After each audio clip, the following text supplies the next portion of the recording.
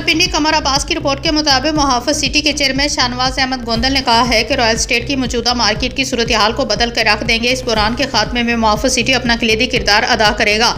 इन ख्यालात का इज़हार उन्होंने रावलपिंडी के मुकामी 5 स्टार होटल में मुहाफिज सिटी रावलपिंडी और इस्लामाबाद की जानब से एक MOU साइनिंग तकरीब के इनकाद के मौके पर किया। मुहाफिज सिटी के CEO चौधरी हनीफ अहमद, MD तनवीर अहमद खान और चेयरमैन मुहाफिज सिटी शाहनवाज अहमद गोंदल के दरमियान एक मफाहमती याददाश्त पर दस्तखत किए गए, जिसके मुताबिक शाहनवाज गोंदल को मुहाफिज सिटी रावलपिंडी इस्लामाबाद के लिए बतौर चेयरमैन मुंतखब कर लिया गया।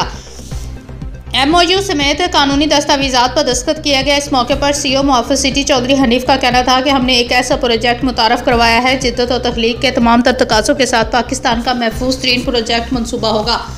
हमारी मुश्तरका काविश से मुहाफिज सिटी आप सबकी पहली तरजीह बन जाएगी। चेयरमैन मुहाफिज सिटी शाहनवाज अहमद गोंदल ने इस मौके पर इंतहाई पुरजोश अंदाज में अपनी क़यादत में इस बात का आदा किया कि हम अपने वादों को बरवक्त तकमील तक पहुँचाएंगे। हुकूमत वक्त